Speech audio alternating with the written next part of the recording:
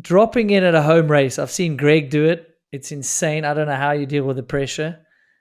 But for you in Austria, in Leogang, like that first podium, like what was that? And that was after an injury as well. Like, is that because you didn't expect it at all? You said the first podium or the The- first win? Sorry.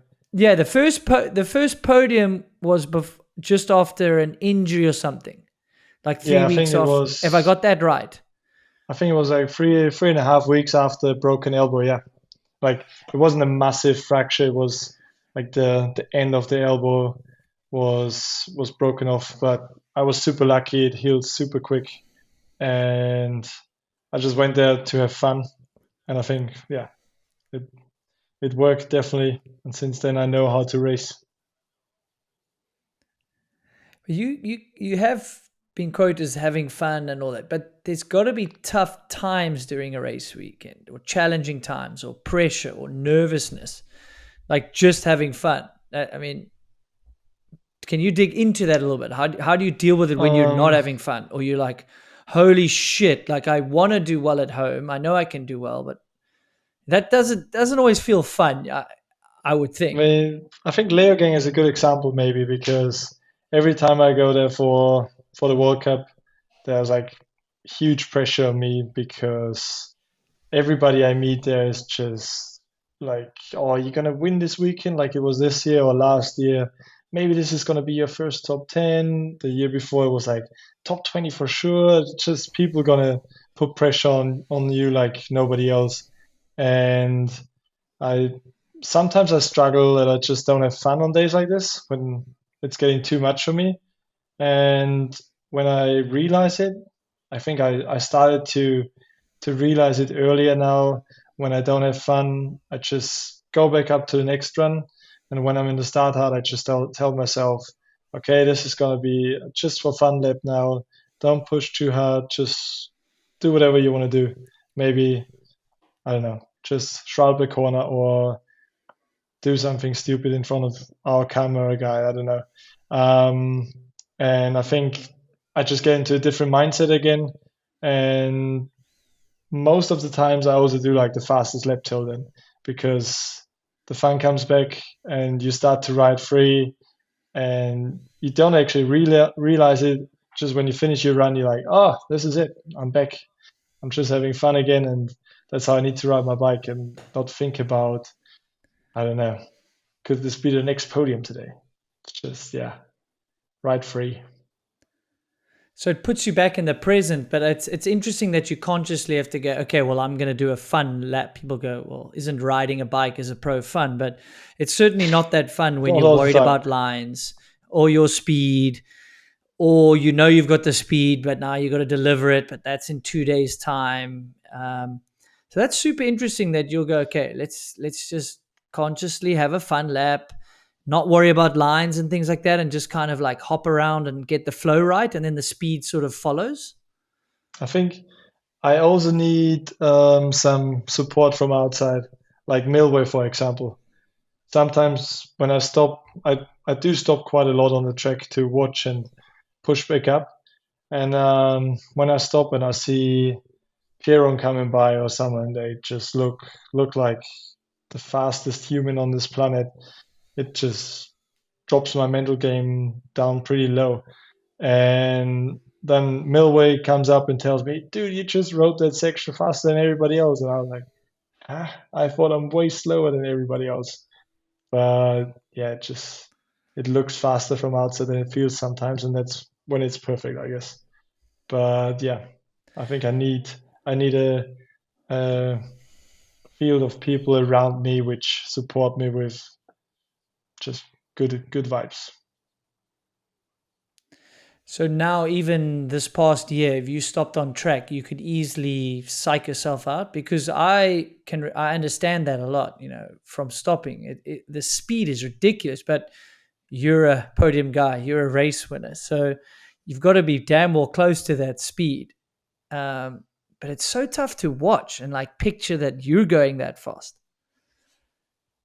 Yeah, I think that's it. I just struggle to realize that I'm also going that fast, especially on tracks like Val di Sole. Everybody looks crazy from the outside, and you feel like you're crazy on the bike as well, but in like a bad way, I would say.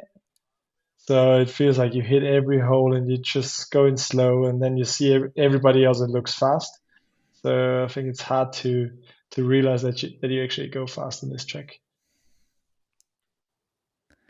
Yeah, that's a good point. The times when you actually, not the speed, feeling terrible with your bike or the suspension, but it's probably just the track is that rough, and everyone And else is then feeling just as bad or worse. there's other tracks, Mountain End, for example. You feel like, dude, I'm going so fast, I can't go any faster. And then you see the splits from qualies and like, oh my god, I'm slow AF. So Yeah, I think yeah, it's always yeah. Those are different not tracks. great days. Those are not that Yeah, fun when you see that. When you're for like, I sure. think I'm maxed out. This should be a good quali, and then you're like 12th. You're like, huh. I think Wow, I there's think a lot of work to qualies. do, and I don't know where it's going to come from.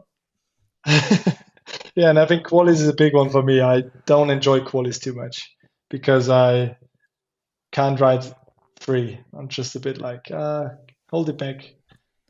So qualies is never fun, nearly. Sometimes.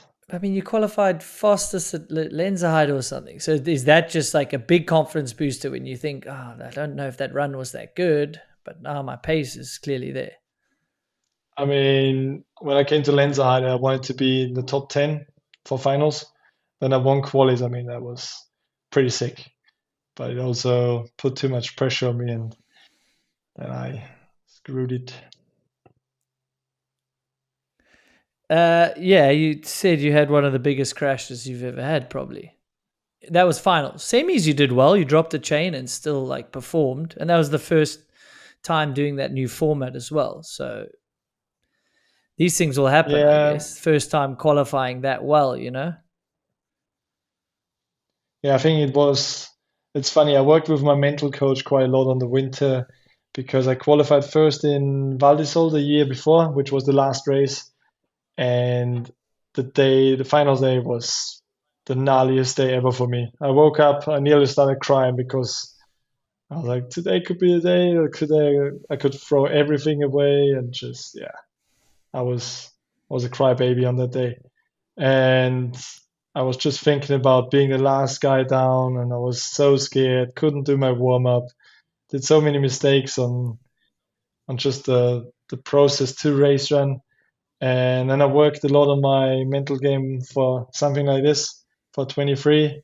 And for me, it was like, I want to be number one qualified the first race. I want to be number one qualified the first race. And then it happened. But yeah, then it switched to I want to win my first World Cup straight away. I wanted too much.